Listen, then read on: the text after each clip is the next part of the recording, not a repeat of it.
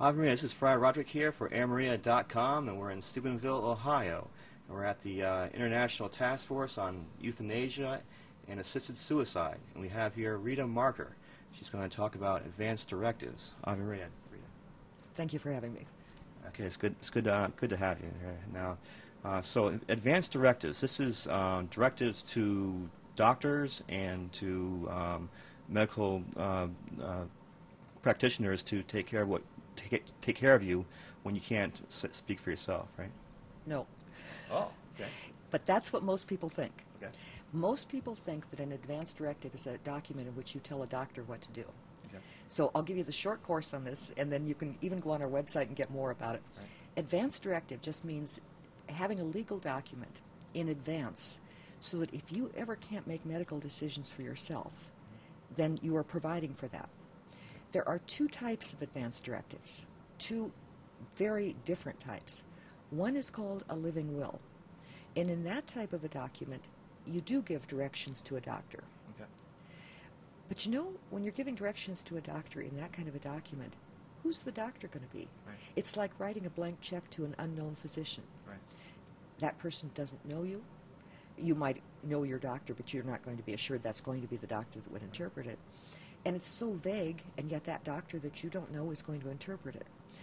I refer to it as being a legal document that is so broadly written that you can drive a hearse through it. And unfortunately, often that's what happens. Right. That's one type of advanced directive, and it's a very dangerous one, although it's promoted by a lot of really, really well-meaning people. But there is another type of advanced directive. It's called the Durable Power of Attorney for Health Care. And that one not only is a good one, if it is properly drafted, but it is so necessary for everyone from the age of 18 on up to have that. Now, in that type of document, in a Durable Power of Attorney for Health Care, the person that signs that names someone saying, if I can't make medical decisions for myself, this is the person I want to make them for me. Okay. So you name a trusted individual, someone who agrees with your views and values, and someone who can be assertive, okay, and yet polite, to stand in your shoes at any time that you can't make your own medical decisions. Now, people say, well, yep, that's for people who are older or who are very sick, if you're going to the hospital. No, it is absolutely necessary for everyone 18 on up. Let me give you an example.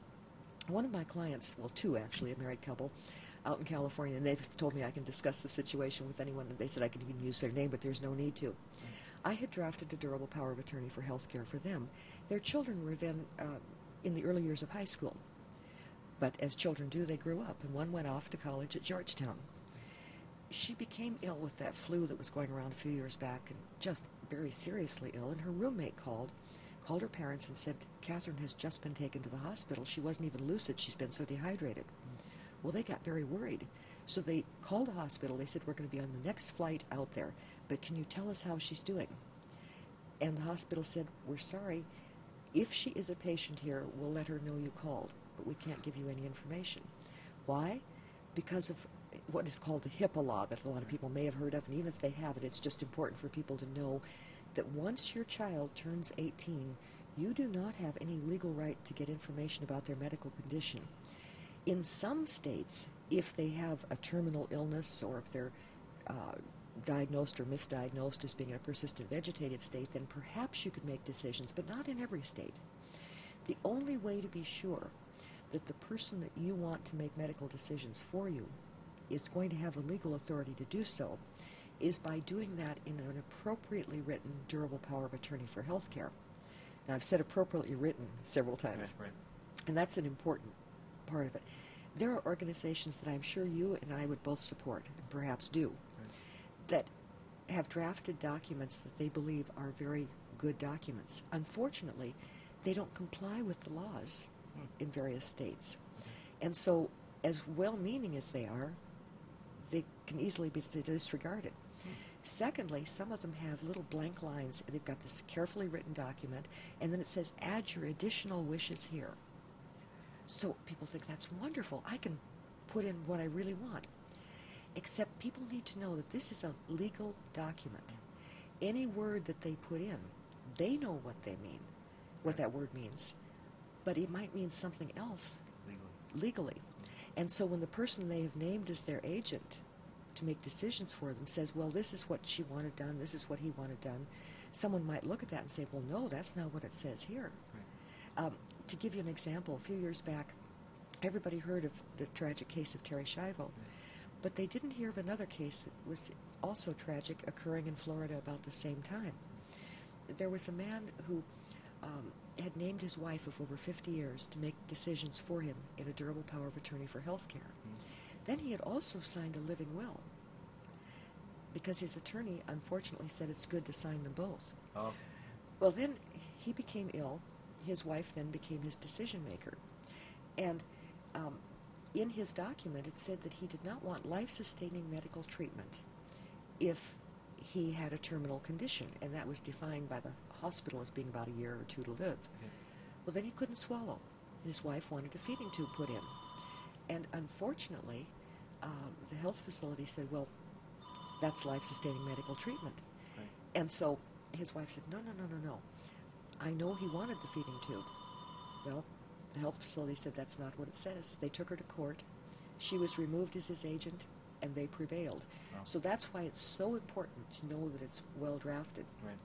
Now, we have a durable power of attorney for health care, and if people call us, we provide that whole packet to them. Yes, it's all pre-written and with all the right terminology. Yes, and it is. We have it so that it complies with various state laws. Okay. There are some states you have very specific things, others that have things in common. But we do have those, and if people call, we'll be glad to make it available. That's great. And so this is affects families. It affects any kind of religious institution. Absolutely. And any kind of any other community you can think of. Absolutely. People in religious communities aren't often aware of the fact that those in their community do not have legal rights to make medical decisions for them unless they have specifically named them to do so. Yeah, well, that's very important. We don't even think about these things, and good thing that people like you do think about that and gather all this information and make it available to people and get it out. So we really appreciate that, and you have such a grasp of all different aspects of this. It's very informative. Thank you. We'll probably get a copy of those and bring it home for our. And thank you very much, Rita. You're very welcome. All right. It's very good to be here. And this is Friar Roderick here with Rita Marker, and this is AirMaria.com. Thank you for viewing. Ave Maria.